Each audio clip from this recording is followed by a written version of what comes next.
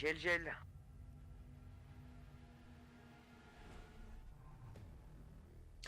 Voilà, on s'enligne donc pour la deuxième map de la journée.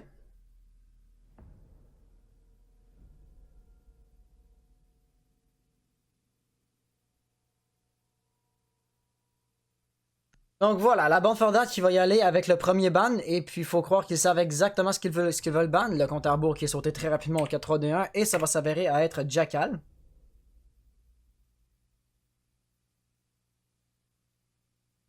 La monarchie qui va en renchérir avec un ban de défenseurs, de ban d'attaquants, pardon, eux aussi. La monarchie, par exemple, qui va être en discussion interne un peu plus longtemps, qui vont un peu plus prendre la peine de se consulter les uns les autres pour s'assurer de ban l'opérateur le plus pertinent qui soit.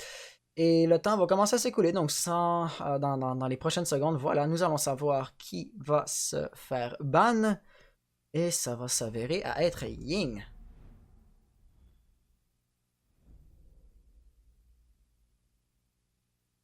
Maintenant que la monarchie a ban son attaquant, ils vont pouvoir ban leur défenseur. Ce défenseur-ci, encore une fois, va prendre un peu de temps avant de se faire décider. Mais si on devait regarder, je pense pas qu'ils vont ban Caveira. Caveira était totalement pertinente et totalement meurtrière précédemment. Et puis si j'essaie de penser à un défenseur qui a été parfaitement efficace chez la bande Fordal, vraiment il n'y a qu'un Maestro qui me viendra en tête, mais en même temps je pense pas qu'ils vont aller ban Maestro. Mira pourrait être un ban assez classique et typique sur cette map-là. Echo, finalement, va également être assez bon. Évidemment, on va vouloir empêcher de jouer les opérateurs qui vont pouvoir bloquer la pose du désamorceur. On peut penser comme par exemple à Echo ou Maestro. Comme de fait, Echo, lui, s'est fait enlever. Faut inverser. Ah, ouais, en effet, faut inverser ça. Voilà, mettre à jour. Voilà, c'est fait. Il gagne pour l'instant. Geox, c'est une scrim, donc c'est vraiment qu'une pratique.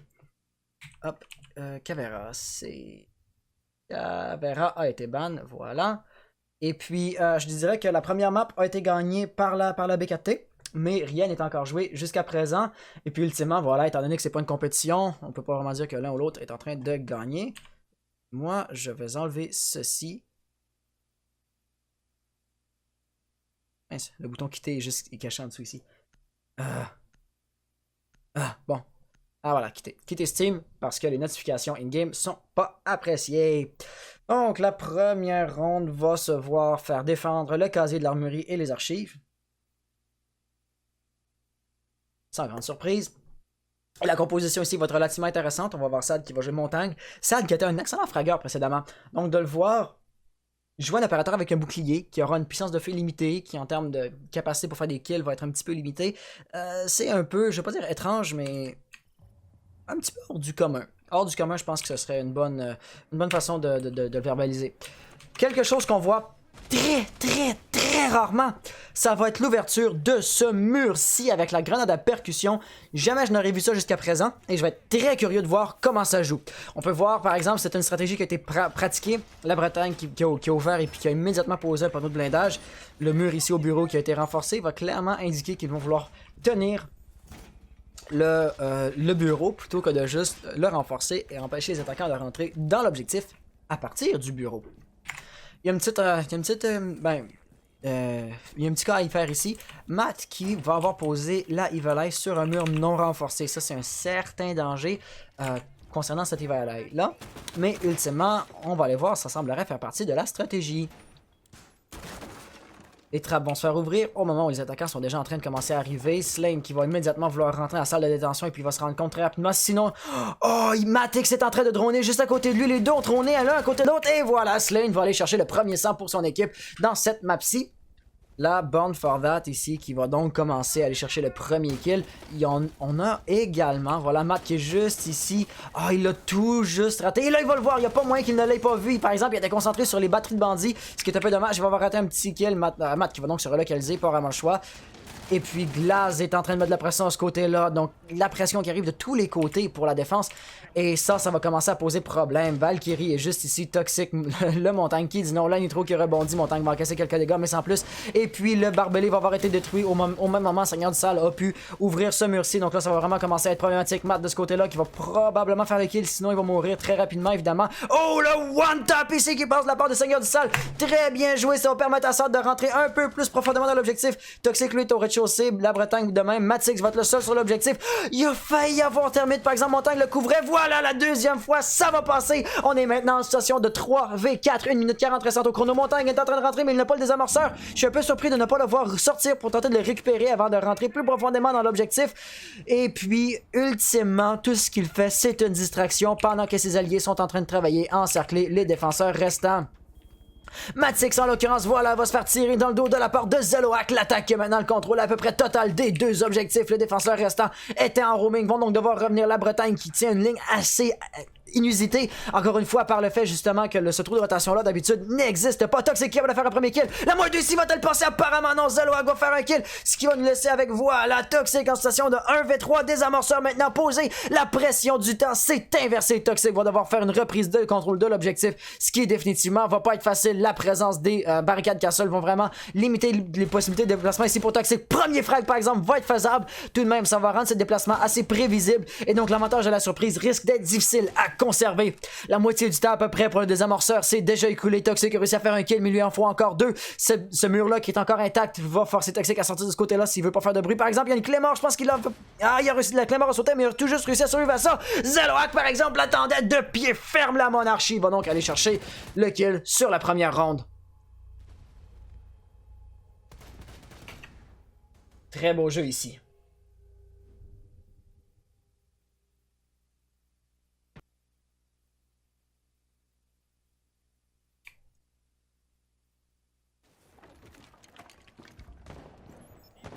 Donc, vraiment, la stratégie tout à fait inusitée qu'on aura vue aurait pu fonctionner. Définitivement, Castle avait une belle ligne pour protéger l'archive, mais ultimement, c'était pas suffisant parce que les membres de la monarchie avaient su faire une excellente prise de contrôle de l'objectif en ce qui concerne de l'armurerie.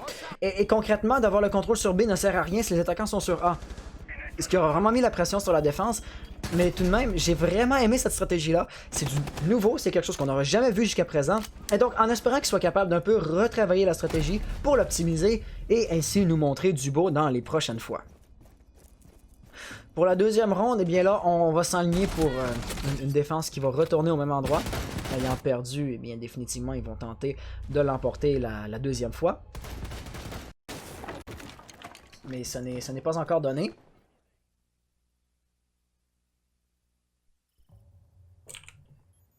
Et nos joueurs, oups, voilà, vont utiliser une stratégie différente cette fois-ci. Définitivement, on peut voir que Castle n'est pas présent dans la composition. Toxic pour sa part, immédiatement qui envoie la caméra au top. Les Black Eye qui vont donc être un point focus central sur la défense. Après tout, ils vont vouloir savoir de quel côté l'attaque va arriver. Yox qui cette fois-ci va jouer Mirror. Donc j'ai vraiment l'impression qu'on va voir une stratégie beaucoup plus standard et typique dans cette ronde-ci. C'est un bien pour un mal, parce que définitivement, la stratégie typique, standard, classique, c'est la stratégie qu'on peut dire que les joueurs, tous les joueurs ont le plus pratiqué, le plus travaillé, qui la connaissent le mieux. En même temps, par exemple, il n'y a pas de nouveauté, il n'y a pas de surprise. Toxic qui est en train de sortir l'ancienne caméra à l'extérieur, évidemment, il va avoir été repéré, donc ça va être une question de temps avant que les attaquants détruisent la caméra. Zeloak qui l'a sûrement vu voler, qui l'a peut-être même déjà détruit, et qui va immédiatement mettre de la pression sur CCTV. Par exemple, aucun des défenseurs n'est sur CCTV. Les défenseurs qui ne sont pas sur objectif, eux, sont au rez-de-chaussée. Roamer à l'étage supérieur semblerait être un peu trop dangereux. On a également une défense par proxy dans les bureaux. Ce drone de, je pense, Ledge. Voilà, ici, on peut voir Zeroak qui aura vu que Matt était juste là. Donc Matix, lui, ne pourra pas rester dans les environs trop longtemps. Sinon, il va se faire avoir. Tout de même, il continue à tenir la ligne, il va être tout à fait statique. La Bretagne qui est capable de faire un premier kill. Et puis c'est un kill quand même pas sans signification. Il a tué Buck qui aurait sinon mis beaucoup de pression sur l'objectif à partir de l'étage inférieur. Il aurait fait exploser le plafond plancher, dépendamment de votre perspective. Et après ça, ou Xerox par contre qui rate le marteau, c'est un peu dommage. Voilà, ça va quand même lourdement préaviser à Matix qu'il s'en vient. Et là, ça va essentiellement être une question de pré-shot. Celui qui tire le premier risque de l'emporter, vu que les deux vont savoir exactement où l'autre va être. Ou ça va tout simplement être une question de Xerox ne viendra pas chercher Matix de ce côté-là. Il peut lui dire, garde la ligne, S'il y a personne là, perds ton temps. Moi, je vais être tout à fait content de continuer à mettre de la pression sur l'objectif. C'est à peu près ce que Seigneur du Sale et Sad sont en train de faire. On a Montagne ici déployée. Toxic va leur faire un peu peur. Par exemple, voilà, Seigneur du Sale qui cherche à la ligne, il a réussi à faire un premier kill. Sad va rentrer, je rate les 2 kills, maudit bordel. Et voilà, l'attaque a maintenant le contrôle de l'objectif. Zerox qui va pouvoir tenir ici la rotation. Ce ne sera pas suffisant. Par exemple, Matix ici va être capable de chercher un kill. Il voit un deuxième ping dans la salle. Par exemple, plus personne n'est là. On va avoir une rotation. Seigneur du Sale qui est en train lentement mais sûrement de revenir. On a aussi également Zerox. Zerox qui réussit à aller faire le kill. C'est déjà maintenant une situation de 2v3. 1 minute ça restante. La Bretagne qui va le faire un kill. La -2 va-t-elle passer sur Montagne? Apparemment non. Il va tomber. Ça va nous laisser avec Matt en situation de 1v2. Voilà, Montagne déployé n'est pas une très grosse menace. Il va vraiment falloir qu'il focus son attention sur son adversaire derrière Montagne pour vouloir l'aider. On va tenter de réanimer le joueur, ce qui va être un gros risque. Montagne va mordre à l'hameçon. Il va donc ainsi y passer. Zerox maintenant en situation de 1v2. Il tente de tirer dans les genoux. Ça ne marche tout juste pas. Il rate ses balles. Il voulait lancer une grenade, mais Matt semble se relocaliser. C'est exactement où aller pour aller faire le travers. Et Zerox va ainsi tomber. C'était très risqué de sauver ton allié, mais ultimement, ça aura parfaitement bien payé. Les travers au maestro qui sont encore toujours tout aussi spectaculaires.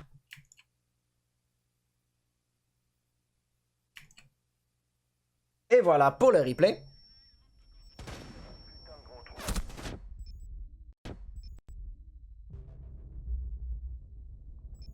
Donc, salut Han, c'est très cool de ta part de cast cet entraînement. Je ne pouvais pas jouer, mais je suis content de pouvoir analyser le jeu de ma team. Je suis Greg. Ah, bonjour Greg. Je suis content que ça te plaise. Définitivement, on a des très beaux jeux ici. Et ça, c'est vraiment très adorable à voir. Définitivement, la monarchie. Monarchie, vous avez de la difficulté à attaquer sur banque. Dernière map, ça c'était quelque chose qui était assez évident, je dirais.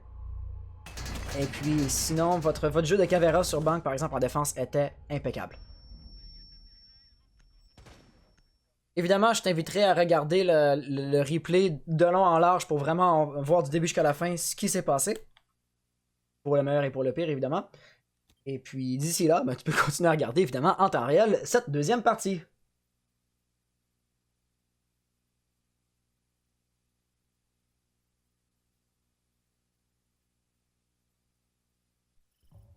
Après un léger temps de chargement, nous allons avoir une défense qui s'en vient en bas. Et puis la présence de Castle me porte à croire, voilà, que Matix va décider d'utiliser une défense un peu plus élargie. On va renforcer les murs ici, puis les barricades Castle ne tendront pas à venir sur les différents cadres de porte que vous connaissez tous.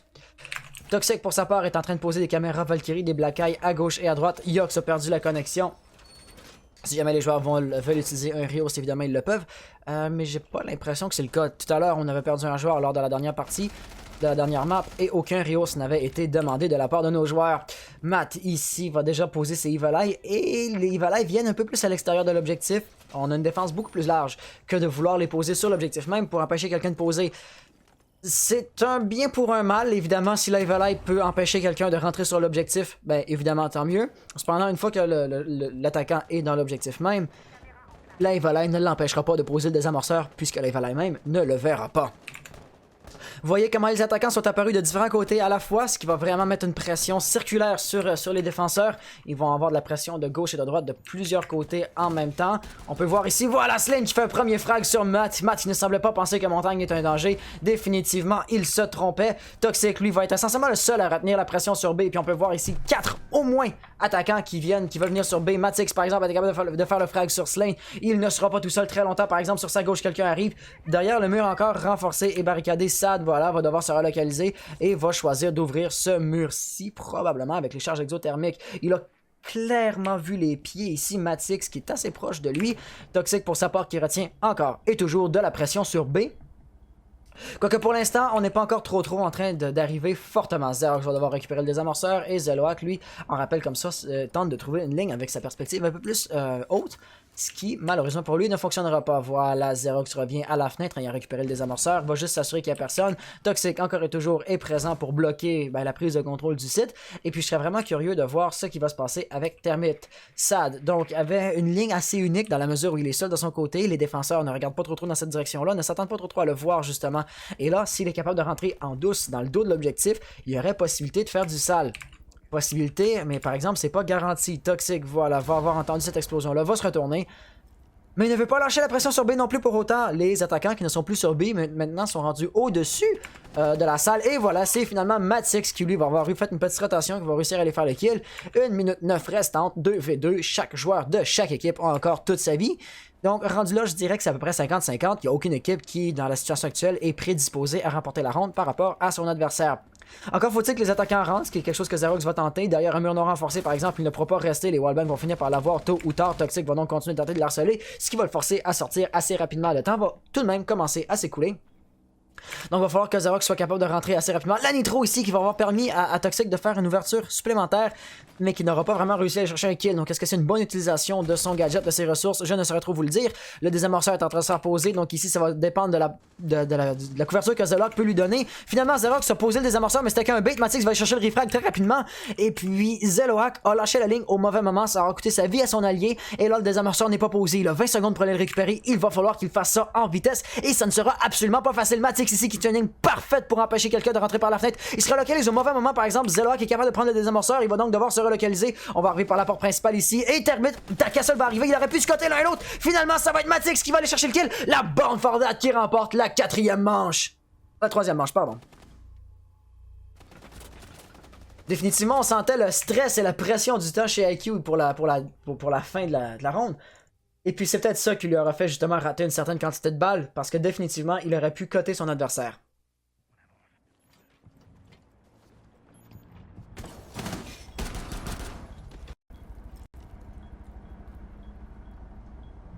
Donc voilà, une attaque qui s'est très rapidement ralentie et arrêtée. Ils avaient un certain momentum au début, ils ont été capables d'aller chercher des kills, mais ultimement, ils prennent trop de temps avant de mettre de la pression sur l'objectif, et puis c'est là vraiment que ça vient, que ça vient les blesser en fait.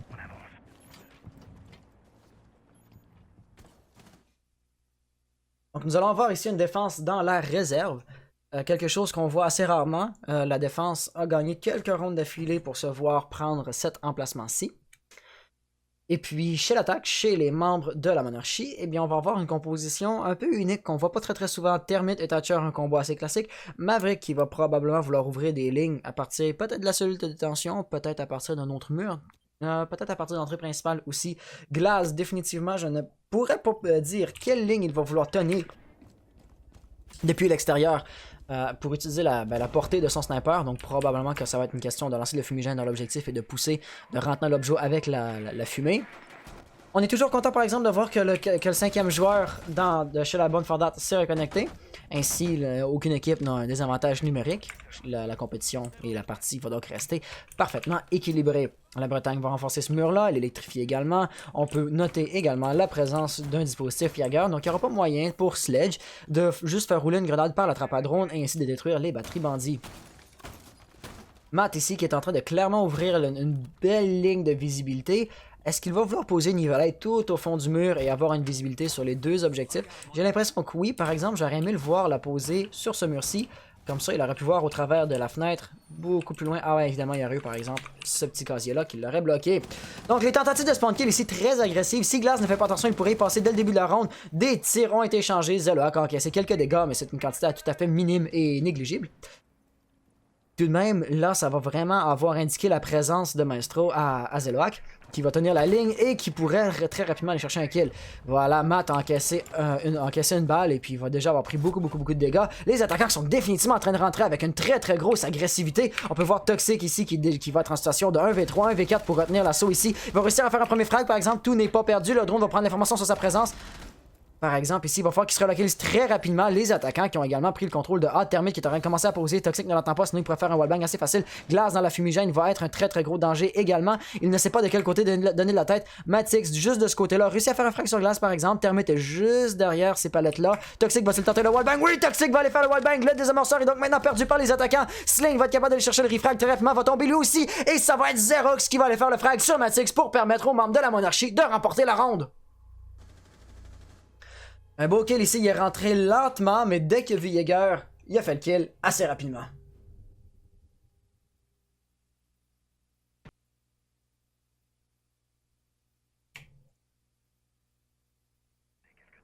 Et voilà pour le replay.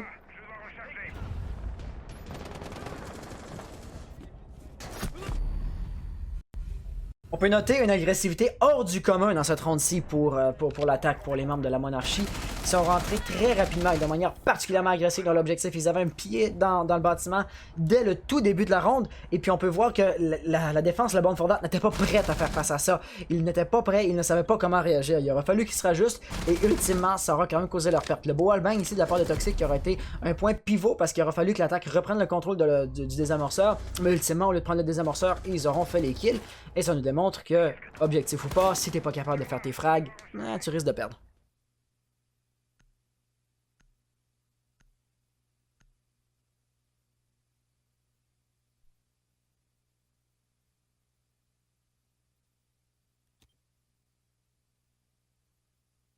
Donc, pour la quatrième manche, la cinquième manche, pardon.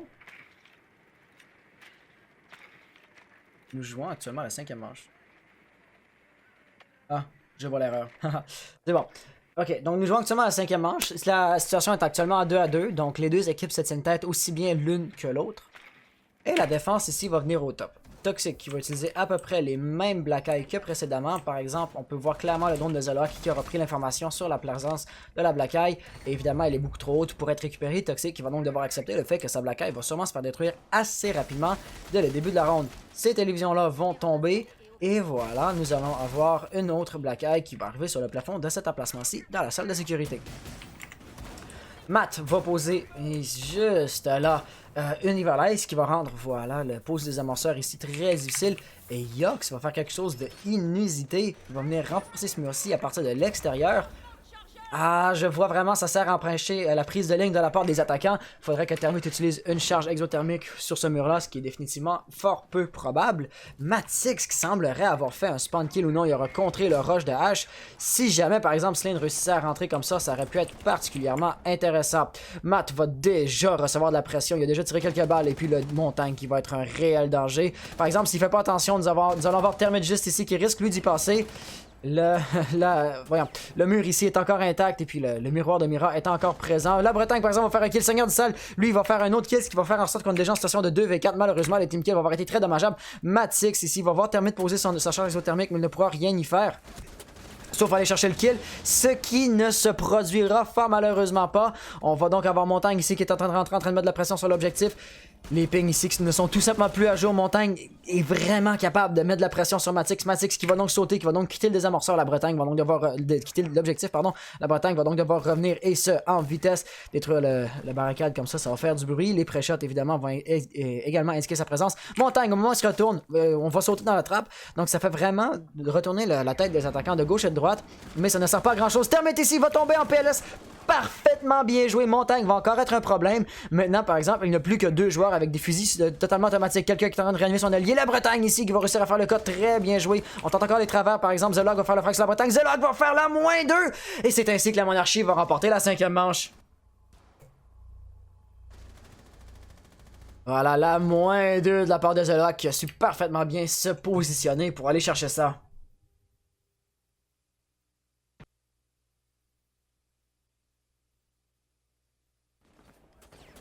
Va pour le replay. Et puis je ne saurais pas trop quoi dire ici. On tente définitivement des stratégies assez uniques chez la bande Fordat. Le miroir nord de Mira qui était posé mais qui avait personne directement derrière à côté d'un mur pas renforcé avec Maestro qui allait le tenir mais à partir comme de 3-4 mètres plus loin. C'est quelque chose d'unique qu'on ne voit pas souvent. Et puis, définitivement, visiblement, la stratégie n'aura pas fonctionné. Ils ont perdu la ronde.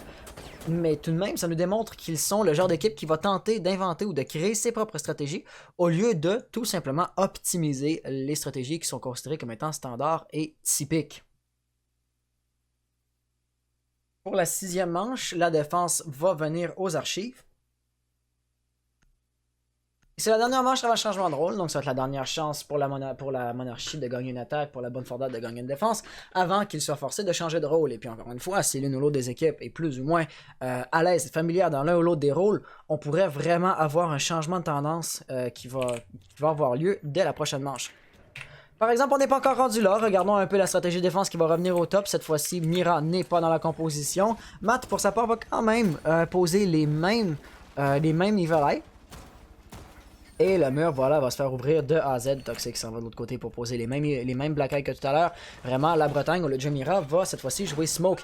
Et ça a le potentiel d'être fort intéressant parce que si un assaut est trop agressif, eh bien, une grenade à gaz télécommandée dans un cadre de porte ou dans un cadre de fenêtre, ça peut vraiment enlever l'envie aux attaquants de rusher et de rentrer dans l'objectif, du moins pour la durée de la grenade à gaz.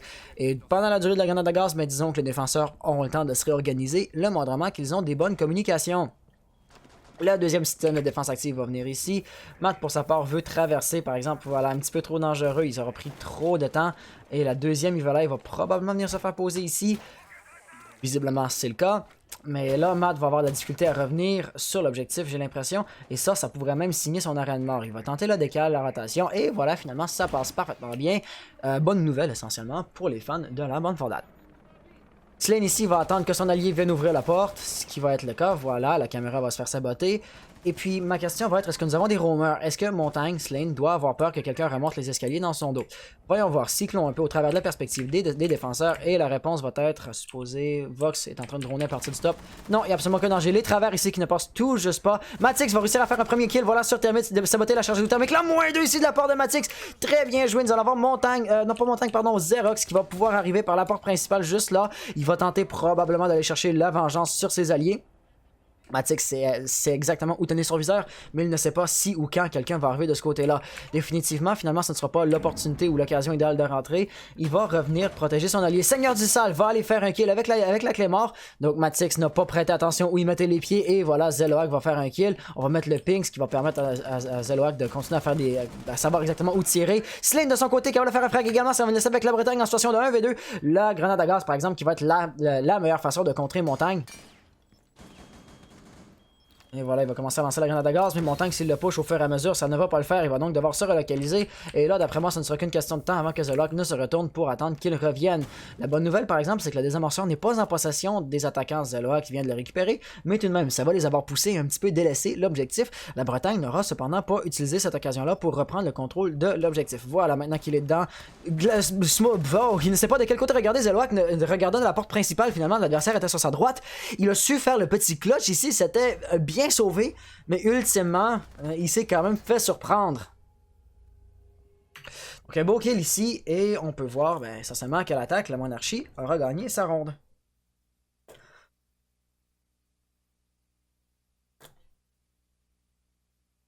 Va donc pour le replay. Le replay qui va être relativement court pour cette ronde-ci.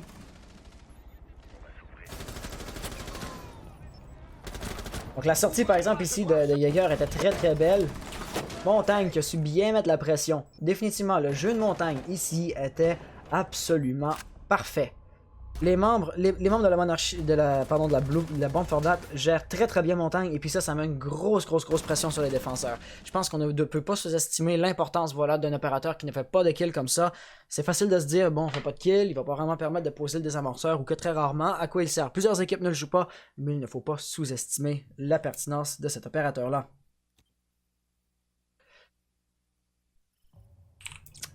Va maintenant pour la première défense de la part de la monarchie, qui vont évidemment prendre l'armurerie.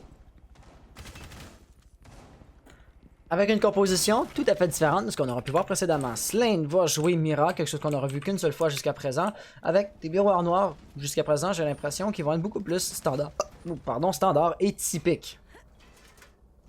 Oh, ça m'a remonté au mauvais moment, désolé pour le petit rot.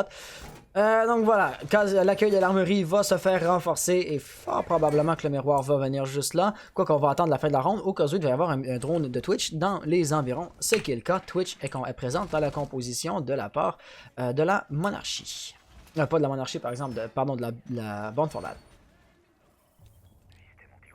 Slane pour sa part va ouvrir voilà la fontaine, on va y aller pour un design ouvert, on va vouloir avoir une plus grande ligne de vue, la plus grande ligne de vue possible pour donner le plus de possibilités sur le miroir noir qui va finalement venir de ce côté-là. Seigneur du Sale, lui reste une Evil Eye, va se faire poser voilà ici dans les archives et avons-nous l'un des attaquants qui va se laisser tenter par un rush un peu agressif? J'ai l'impression que non, et Yox évidemment va prendre le contrôle du rez-de-chaussée parce qu'il va vouloir ouvrir l'étage supérieur et puis il va falloir qu'il fasse attention parce qu'il y a des roamers au rez-de-chaussée. On a Xerox qui est juste ici. Et puis ça semblerait être le seul pour l'instant, par exemple. Seigneur du Sel immédiatement qui va faire le premier kill sur Matt. Donc les murs renforcés qui pourraient être électrifiés ou brouillés vont être inaccessibles. Par exemple, bonne nouvelle pour les attaquants, il n'y a pas de bandits, il n'y a pas de mute ni de caïd dans la composition. Slane va tenter de chercher une toute petite ligne là-dessus, ce qui ne semblerait pas être très facile dans la mesure où les attaquants ne sont pas actuellement présents juste là. La Bretagne va continuer à tenter les décals, les pré-shots vont casser beaucoup de dégâts, mais il est encore en vie et maintenant il va savoir exactement où se trouve son adversaire. La ligne va tout de même être un petit peu trop dangereuse pour se faire attaquer. Seigneur du Sel qui tient la ligne, par exemple, sur le bureau, sur le corridor principal. Donc ici aussi, il y aurait moyen d'aller chercher un frag relativement facile. Les murs n'étant pas renforcés, il aurait pu tenter le wallbang. Et puis là, voilà, Twitch va arriver. Par exemple, les balles vont se faire rater. Les deux joueurs vont se changer des tirs. Là, la Bretagne qui a maintenant très peu de vie. La Nitro va se faire lancer. J'ai l'impression qu'elle a été détruite dans les airs, par exemple. Seigneur du Sel vient de la faire sauter. Il n'aura blessé et tué personne. Le trou dans le mur ici va avoir été identifié. Il aura vu son adversaire se décaler devant le mur, mais il n'aura pas été en mesure d'aller chercher le frag. La Bretagne va tenter d'harceler un petit peu Valkyrie, par exemple, risque de perdre son drone avant de pouvoir faire des dégâts sur les drones, sur les miroirs noirs, pardon, de Mira. Toxic va vouloir se rediriger vers l'objectif, mais par exemple, il regarde vers le bureau, s'assurer de ne pas se faire flanquer au moment où on va voir le Seigneur du Sel qui va de faire le frag sur la Bretagne. Et puis Yox, lui, va être à l'étage inférieur, en train de mettre de la pression à partir d'en bas. Par exemple, c'est une pression qui va être assez passive. Il n'est pas en train d'ouvrir le plafond avec le passe-partout, il est juste en train de chercher une ligne au travers de la trappe. Toxic va donc, côté pratique, être le seul à mettre la pression sur l'objectif. Situation de 1v5, ça va pas être facile. Au bon moment, par exemple, excellent timing, Yox est en train de remonter et voilà, il tient une ligne sur le corridor principal. Il peut essentiellement bloquer les rotations. Par exemple, il tient la ligne, mais il ne fait pas aucun frag. Slane va donc faire la décale et aller chercher le frag relativement facilement pour ce kill-là. Voilà, très bien joué. Tu peux mettre le rediff? Oui, bien sûr, Matt, je vais apprendre à parler. Je les pose sur YouTube parce que les mettre sur Twitch, ben, elle est déjà sur Twitch par défaut. Mais lorsqu'elle va venir sur Twitch, elle va être plus disponible. Elles vont venir à disparaître au bout d'une vingtaine de journées, si je ne me trompe pas. Ce qui est un peu embêtant. Donc je les pose sur YouTube aussi. Tu n'as qu'à chercher HanTV4 Cast, puis tu vas trouver une chaîne qui est dédiée vraiment au replay de mes castings.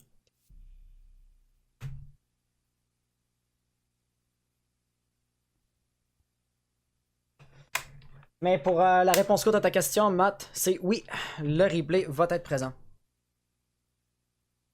Donc pour la 8e manche, on va aller à la salle de ventilation.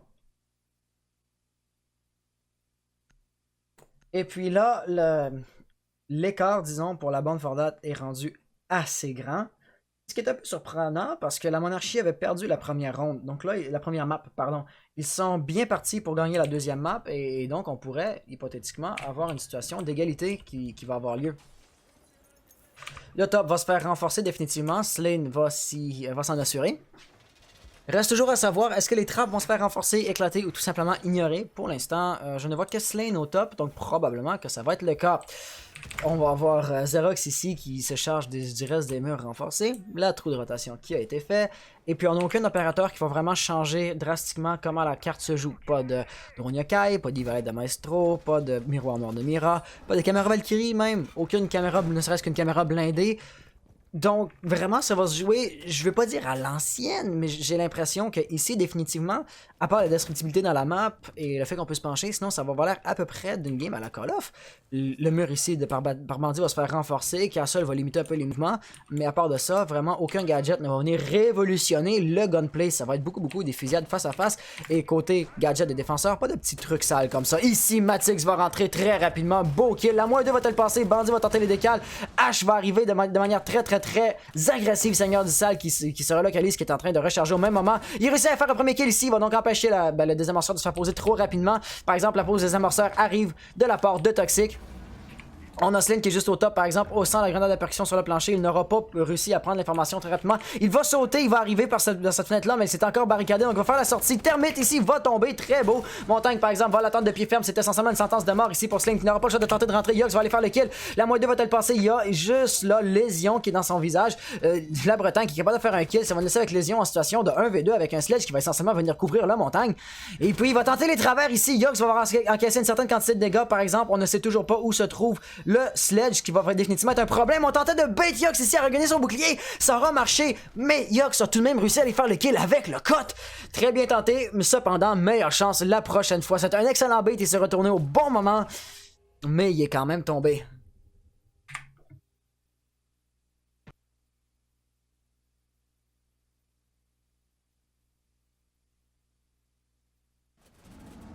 Et voilà pour le replay. Oups, on a encore le replay de la dernière ronde, malheureusement. Désolé pour ça. Et ça nous montre quand même que l'attaque de la membre de la part de la bombe Fordate est capable de fonctionner. Il s'est en train de perdre des rondes par-dessus rondes par-dessus rondes, et puis il s'est en train d'avoir un certain retard en ce qui concerne les points, mais il nous montre tout de même qu'ils ne sont pas sans défense face à la monarchie sur cette map-ci. La sortie de Castle qui a été particulièrement agressive, définitivement ça prenait quelque chose de ce genre là. Ça aura fonctionné par exemple, c'était pas surprenant qu'il allait tomber très rapidement directement après. Bien essayé, meilleure chance la prochaine fois, et finalement Montagne déployé comme ça, qui a su parfaitement bien bait son adversaire, le cut, qui était tout simplement impossible à contrer, dans la mesure où son adversaire était dos à lui.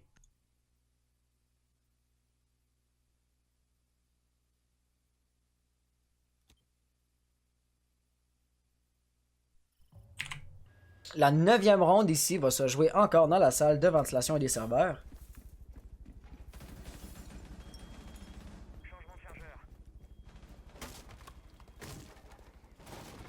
Cependant, il va falloir voir un peu comment ils vont vouloir faire cette défense-ci. Ils se préparent, au niveau en tout cas de la composition de l'équipe, à faire exactement la même chose.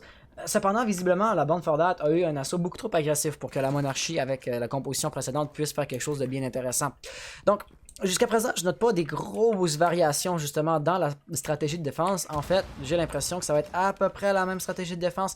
Xerox est venu au top cette fois-ci avec une deuxième grenade à percussion pour permettre voilà, à Sling qui va rester au top de mieux voir l'objectif à partir de l'étage supérieur. Donc si l'assaut de la part de la bande Fordate devait être la même, les défenseurs vont être un petit peu plus prêts à le recevoir, mais tout de même, je ne ressens pas une défense, disons, solide et inébranlable.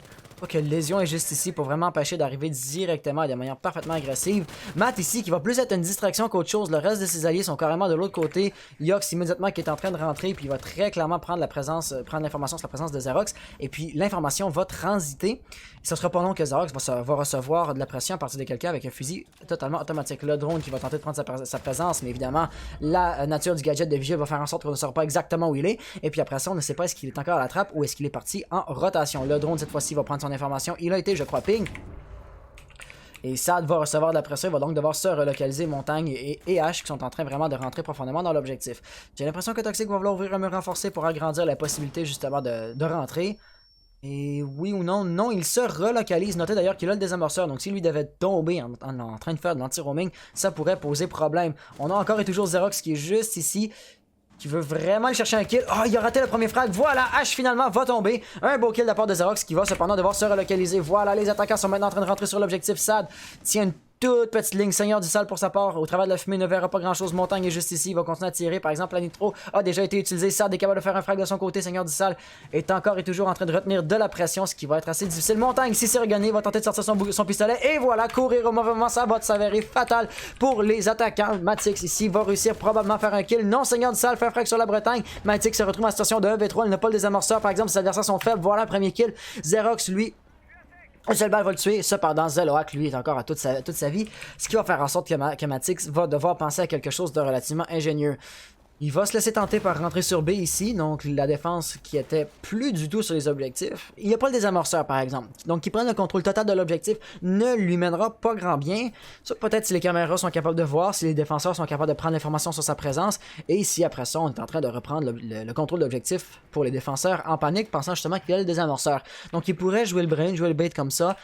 J'ai pas l'impression que ça va être le cas par exemple. Il va préférer y aller de manière lente et méthodique. Il va se prendre une Mingu, ce qui va définitivement indiquer sa présence. La Mingu va se faire enlever. Et il reste 36 secondes au chrono, moins de 1 minute, avec tout juste environ le tiers de sa vie, sans le désamorceur, ne sachant pas trop où se trouve ses adversaires. Voilà, il a réussi à faire le frag sur Zeloak. Zeloak était l'adversaire difficile à déloger puisqu'il avait encore toute sa vie.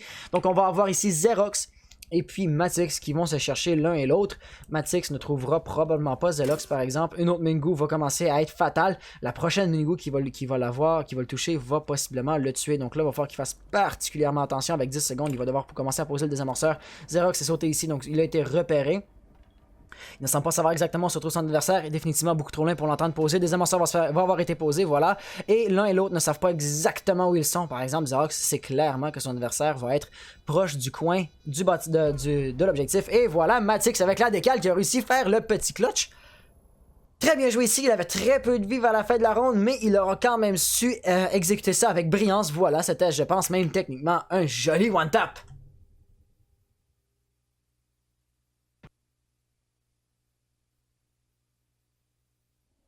Va pour le replay. On est maintenant en situation de 5 à 4, donc les membres de la monarchie qui sont en train de reprendre... Ah non, pardon, de la bande Fordat, je me suis trompé.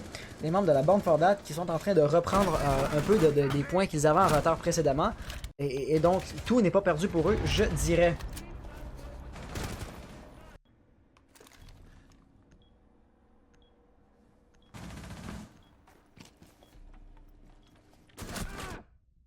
Des très beaux jeux, et puis finalement, voilà la pause des amorceurs qui aurait été l'événement final de la ronde.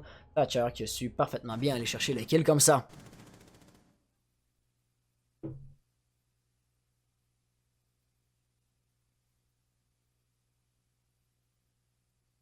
Donc on s'enligne ici pour la 10e manche, et puis on se rapproche dangereusement du temps supplémentaire. Les deux équipes qui sont vraiment au même niveau l'une que l'autre, et honnêtement c'est de toute beauté à voir. Ultimement, je crois que la différence entre la victoire et la défaite est la connaissance de cartes. Au niveau du skill, au niveau du shoot, au niveau du temps de réflexe, du game sense, les deux équipes sont au même niveau.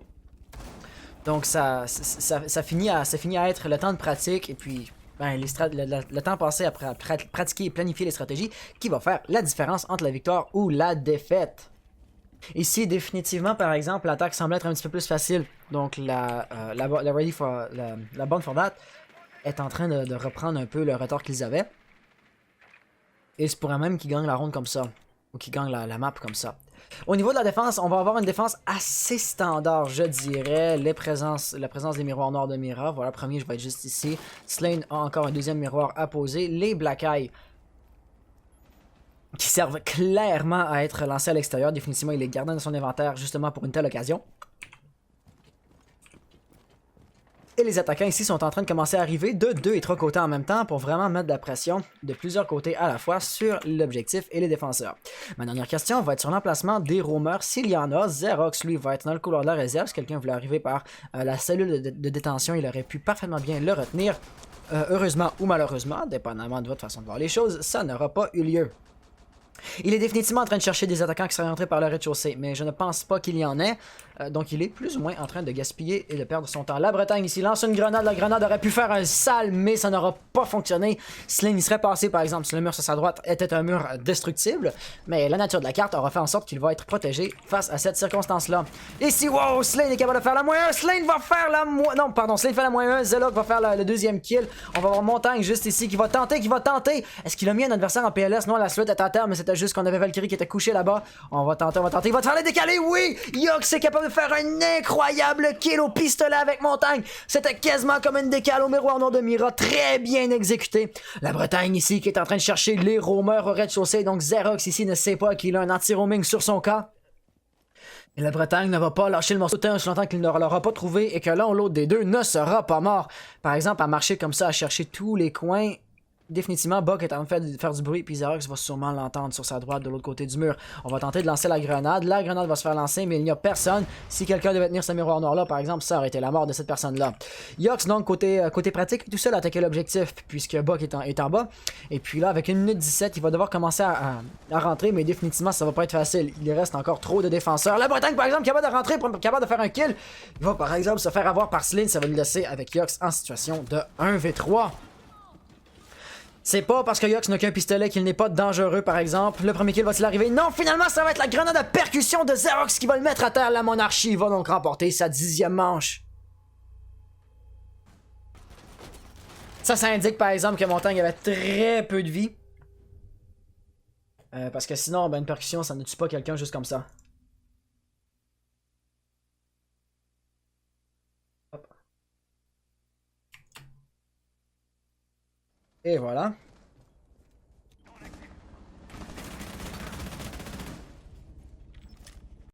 Et on est maintenant en situation de 6 à 4, donc on est maintenant finalement en manche décisive pour la monarchie. La monarchie qui semblerait être bien partie pour remporter cette map-là finalement. Voilà, Mira qui a eu un kill relativement facile sur Buck ici, et finalement Montagne qui n'avait nul autre choix que de tenter de faire le 1v3, mais ça n'aura malheureusement pas fonctionné pour lui.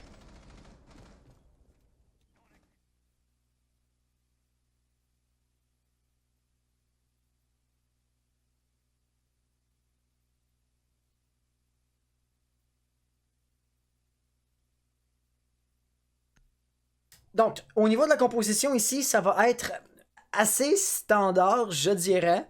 Dans la mesure où nous avons des opérateurs qui ne sont pas tout à fait inusités, on n'a pas des stratégies qui vont avoir l'air tout à fait inusitées, comme par exemple lorsqu'on voit des opérateurs du genre de nomade, pas de nomade, du genre, voilà comme ça, du genre de Alibi, on les voit pas très souvent et puis chaque fois qu'une stratégie avec Alibi sort, c'est relativement intéressant à regarder et à observer. Ici, ça n'aura pas été le cas. Il y a d'autres opérateurs comme ça qui sont vraiment uniques et qui ne sont pas trop souvent. Notez l'absence d'opérateurs lourds. Rook et Doc n'auront pas été utilisés dans ces maps-ci non plus. Ni l'une ni l'autre des équipes ne sembleraient le jouer trop fréquemment. Et là, la Bound for That n'aura pas le choix. Il va falloir qu'ils réussissent cette attaque-ci pour l'emporter parce qu'ils sont définitivement dos au mur ici. La Monarchie qui est en point de match en manche finale. Les murs ici vont se faire renforcer, donc on n'aura pas ouvert vers les toilettes pour agrandir un peu l'objectif. La présence de montagne, par exemple, qui est systématiquement toujours dans la composition, évidemment, va vraiment intéresser justement quelqu'un à jouer lésion. Si on est capable de coller une Mingu dans le pied de montagne, il n'aura pas le choix que de se rendre vulnérable pour l'enlever. Et puis après ça, c'est une belle façon de pouvoir tirer au travers du bouclier. Cependant, la pression n'arrivera pas en bas, elle va arriver au top. Et puis on va voir Xerox, qui pourrait être le premier justement à recevoir des balles et à tenter d'empêcher les attaquants de rentrer.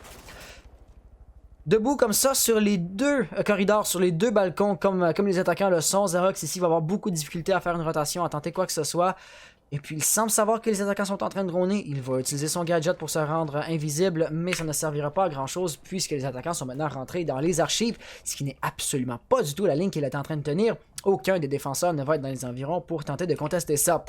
Donc Xerox, soit il va commencer à être plus agressif. Nous avons, je crois, Capito couché par terre là-bas. Voilà, c'était Matt qui va réussir à aller chercher le premier kill. Un kill relativement facile. Et là, le jeu de roaming qui va être essentiellement éliminé pour les défenseurs. Xerox va peut-être vouloir prendre la relève, il va sortir de l'objectif ou sortir de la défense par proxy qu'il faisait et il va commencer à bouger un petit peu plus. Cependant, il va falloir qu'il bouge beaucoup plus que ça, puisque là, la pression commence à arriver et ce, lourdement. Buck qui est capable d'ouvrir des trous dans le plancher, Matt qui va être capable de mettre du feu pour vraiment paralyser des sections en entier, Seigneur qui aura enlevé beaucoup de vie à son adversaire, mais ce n'est pas fini. Là, la trappe ici va commencer à ouvrir, ça va vraiment forcer Slane à se relocaliser et voilà, Capito va être en train de lancer de la fumée. J'ai l'impression que les attaquants vont vouloir commencer à descendre. Il regarde au bon endroit, mais il ne voyait tout juste pour son adversaire avec les lattes dans le plancher. Fort dommage pour lui. Montagne ici va être en train de mettre de la pression sur Lésion. Lésion va tenter le cut, mais ça ne passera pas. Yox, lui, va aller chercher le cut.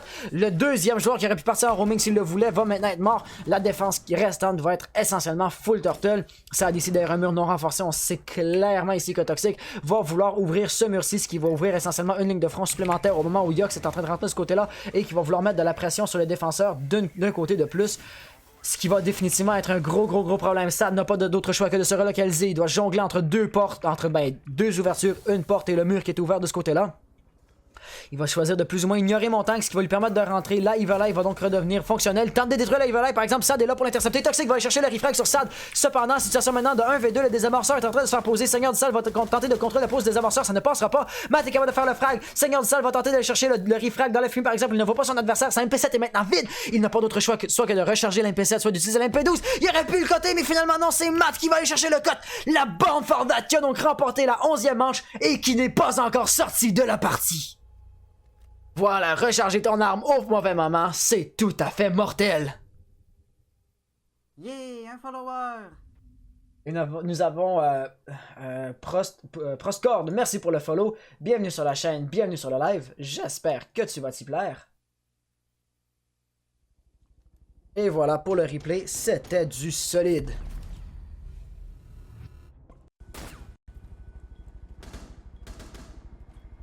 Nous allons donc aller vers la 12e manche, la manche décisive, en quelque sorte pour les deux équipes. Si l'équipe bleue, si la Monarchie devait l'emporter, ils gagnent la map et c'est gagné pour eux.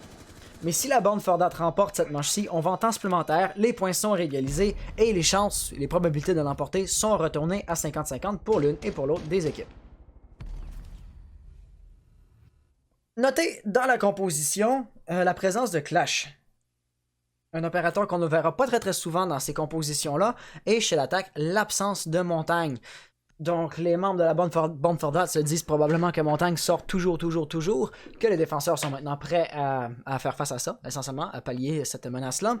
Et donc, les deux équipes sont un peu en train de changer leur façon de jouer, vont donc tenter l'un et l'autre de surprendre leur adversaire, ou du moins, au minimum absolu, de ne pas eux-mêmes être trop prévisibles. Donc, les deux vont tenter de sortir un nouveau tour, et voyons voir à quel point ça va fonctionner pour l'une ou pour l'autre des équipes. La stratégie de défense, par exemple, va être assez intéressante. Notons justement qu'on est dans la douane ici et dans l'entrepôt. La cellule de détention va évidemment se faire renforcer. Les trappes ici vont se faire renforcer par Xerox. Et le drone, lui, va pour sa part survivre. Seigneur du Sale va préparer un brouilleur juste ici pour empêcher les drones de se faire lancer par la fenêtre, et les barricades cassol vont limiter un peu les possibilités de déplacement. Notez que ce mur-ci est à peu près sans renforcement, ce qui peut définitivement être un problème. Les attaquants pour leur part sont 4 à apparaître juste ici, donc l'assaut semblerait être relativement linéaire. Tout le monde va arriver du même côté et mettre de la pression d'un seul côté. Les points de spawn, en tout cas, c'est ce qui semblerait indiquer. Avec un petit peu de retard, ce mur-ci va se faire renforcer de A à Z. Faut croire que poser les renforcements muraux n'était pas la plus grosse des priorités de la part de nos défenseurs chez la monarchie. Cependant, ici, Xerox va être en roaming au top, va vouloir quand même un petit peu protéger les trappes. Et puis là, il pourrait carrément se laisser tenter par une sortie. Oh, le timing était tout simplement parfait. Il va aller faire le frag sur Yox. Yox qui va tomber dès le début de la ronde. C'était tout à fait dommage pour lui, le manque de drone qui va peut-être un petit peu contribuer à ça. On va voir Matt qui va vouloir aller chercher le refrag. Et le refrag ne passera pas. Non, en effet, les deux vont s'entretuer. Les deux joueurs sont morts. Le jeu de roaming va donc maintenant être plus ou moins disparu. Les défenseurs ici, la monarchie qui n'envoie jamais plus qu'un seul roamer. Ce qui fait en sorte que maintenant, les attaquants ont plus ou moins le champ libre sur le bâtiment tant qu'on ne parle pas de l'objectif. Toxic va ouvrir le mur de la cellule de détention. Va-t-il vouloir par après se diriger vers les trappes? Reste à voir. Pour l'instant, par exemple, ils sont en train de chercher l'un et l'autre la fusillade. Ils cherchent le brouilleur. Matt a lancé sa grenade IEM, ce qui va donc faire en sorte que Toxic va pouvoir ouvrir ça.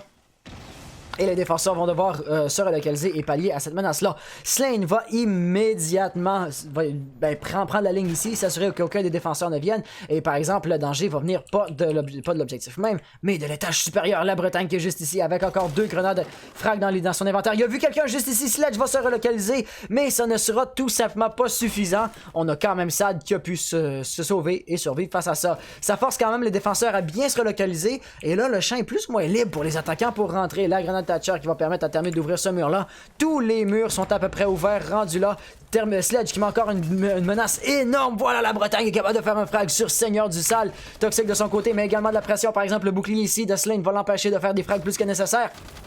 Avec Sledge encore et toujours à l'étage supérieur qui met de la pression, Sad va encaisser des dégâts, mais ça va pas être au coup de sa vie. Il va pouvoir tenter d'ici de se lever. Toxic lui aussi va encaisser des dégâts et la clé mort va empêcher le run-out de la part de Zelohawk. On n'a pas vu Matt depuis un petit bout, il est en train de droner et j'ai l'impression qu'il veut rentrer de l'autre côté. Les défenseurs sembleraient être à peu près prêts à faire face à ça. Voilà, on se retourne par exemple. Sledge Castle, pardon, pour sa part, on n'est pas prêt à faire face à ça. Toxic va aller faire le kill et c'est ainsi que la bande Fordat va être capable de faire de remporter une autre manche. On est maintenant en temps supplémentaire.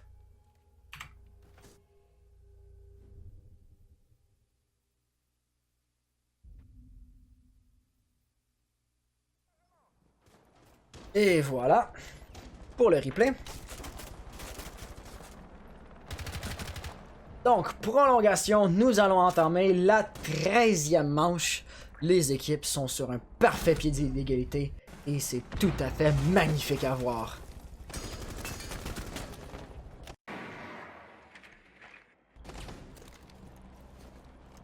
Et voilà, finalement, Thatcher qui rentre, qui est capable de faire le frag final comme ça. Ah non, c'est pas le frag final, en effet, c'était Toxic qui l'a fait. Tout de même, c'était du solide de la part des deux équipes. Définitivement, la bande Fordat, qui était beaucoup plus agressive vers la fin lorsqu'ils attaquaient. Et puis les rondes qui vont jusqu'à la toute dernière seconde, et puis que c'est la pression du temps qui cause les attaquants de perdre la ronde, c'est quand même dommage de voir ça. Et là, nous aurons eu quand même l'attaque qui va à force pallier face à ça.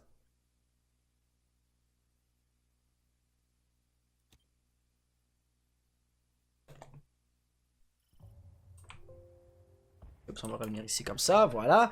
Donc, avec le temps supplémentaire, on a aussi une réinitialisation des emplacements de défense. Donc, on va pouvoir retourner au casier de l'armurerie, ce qui va évidemment être dans la première priorité des membres de la monarchie. La composition ici va encore être relativement standard. C'est dommage de ne pas voir plus de nouvelles strates que ça, mais tout de même, on peut comprendre la pertinence d'utiliser les strates standards et connues, puisque ce sont les meilleurs si on devait se fier au consensus de la communauté. Sad va jouer avec Bandit, donc ça va permettre essentiellement d'avoir des murs électrifiés, quelque chose qu'on n'aura pas vu systématiquement à chaque ronde dans la partie jusqu'à présent. Et on peut voir les murs qui sont les plus importants à électrifier qui vont se faire poser très rapidement.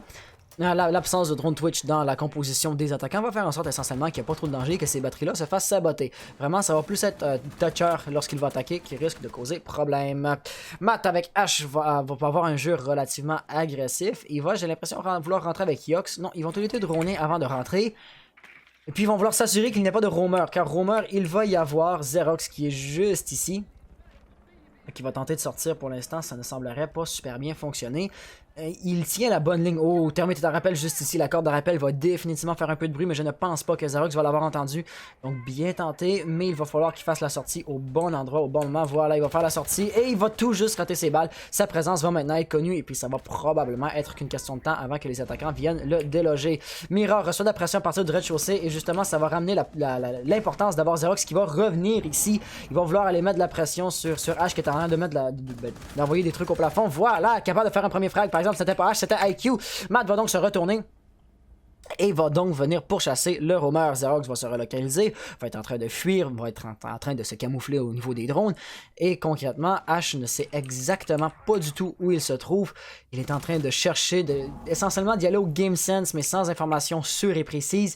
C'est assez difficile pour Ash d'aller déloger Xerox. Et ainsi, Xerox va être encore vivant, même si actuellement il tient une ligne plus ou moins vide. Tout de même, côté objectif, il y a beaucoup moins de joueurs restants. On va avoir Zeloak qui va être sur l'objectif ici, il va être en train de tenir A.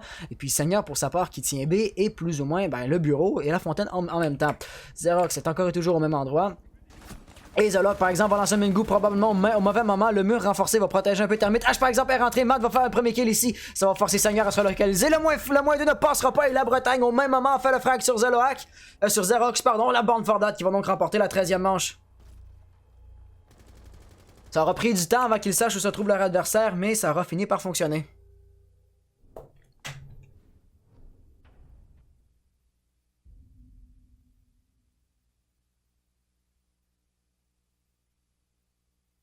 Va pour le replay.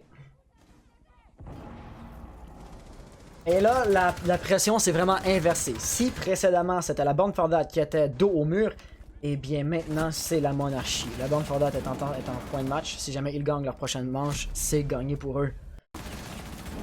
Et voilà, on peut voir vraiment que le rush de H a été particulièrement agressif et ça aura bien fonctionné.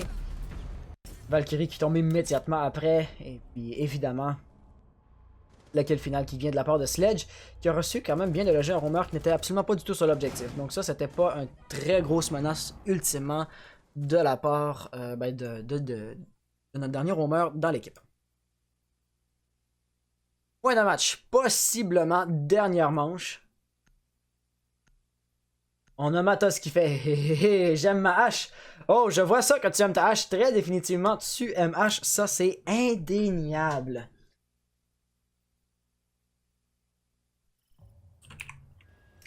La défense, voilà, qui va venir ici dans l'atelier.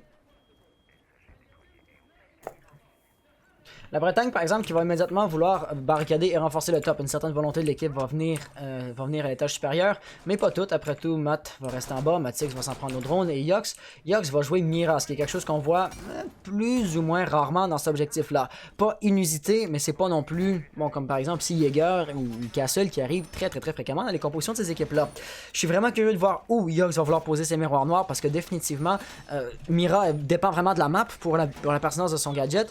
Et voilà, elle va les poser carrément dans les casiers à l'étage supérieur.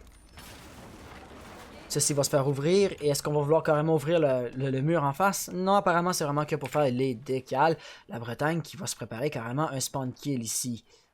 Mais aucun des attaquants ne spawn de ce côté-là. Oh, Matix qui va faire le frag sur Xerox. Donc le Thatcher va tomber dès le tout début, ce qui peut évidemment causer problème. Si jamais il va y avoir des murs renforcés et ou électrifiés. Mais Bandit, Kaïd et Newt ne sont pas dans la composition chez la défense. Et donc Thatcher ne servait plus ou moins pas grand chose. Toxic avec sa sortie capable de faire un beau frag. Les attaquants ici sont en train de prendre le contrôle des guichets pour potentiellement la dernière manche. Ça commence à relativement bien regarder pour la défense ici. Les membres de la bande Fordat qui font des kills beaucoup plus rapidement essentiellement sont maintenant en situation déjà de 5-3. Toxic va tenter la petite décale comme ça par exemple. Montagne, on n'oublie pas à quel point il est très dangereux, surtout lorsqu'il a quelque part de son épaule qui le couvre. Pour l'instant par exemple, Slane est un peu seul et puis il est lentement mais sûrement en train de se faire encercler par les défenseurs. Donc il va falloir qu'il trouve une façon de déloger ses adversaires. Slane va faire un premier kill. Voilà, Matt va tomber. Toxic va donc vouloir tenter d'aller chercher le refrag, d'aller venger son allié. Montagne ne regardait pas du bon côté. Par exemple, voilà, Toxic a maintenant intérêt repéré. Les travers ne seront pas possibles. Il y a un mur renforcé entre Toxic et le ping. Donc, vous allez voir ici, on va voir Castle qui va vouloir retenir ses adversaires, mais ça ne sera tout simplement pas suffisant. Slane a des excellents déplacements. Il est vraiment capable de bien empêcher de se faire encercler. Par exemple, c'est pas suffisant pour l'instant. Ils ne sont pas en train de prendre le contrôle de l'objectif jusqu'à présent, même si lentement, mais sûrement en train d'avancer. Ici, Toxic est sur un flanc qui pourrait très bien fonctionner. Il a la possibilité de faire 2 travers au moins et peut-être de tirer dans le dos de Montagne. Il va se concentrer sur Montagne. Ne réalise pas que le mur sur sa droite est une possibilité de rentrer juste là. Par exemple, Matix a déjà fait la -2. Donc Zelohawk ici qui est en train de jouer l'anti-roaming ne va pas me servir à grand chose côté prise de possession de l'objectif. Il n'a pas le désamorceur, il a que la moitié de sa vie et la caméra qui est encore intacte juste là pourrait à tout moment révéler sa position. Cependant, fort heureusement pour lui, la caméra ne s'est pas illuminée. Et là, avec tout juste une minute restante au chrono, il va devoir trouver une façon de rentrer. Le miroir noir lui fait peur malgré le fait qu'il n'y a absolument personne devant ce miroir-là. Et là, par exemple, derrière lui, il ne savait pas que Toxic était juste là. Donc, un excellent GG à la bande Fordat. Bande Fordat, Ready Fordat. Ah. Non, la bande Fordat, voilà. La B4T qui ont réussi à gagner leurs 2 maps.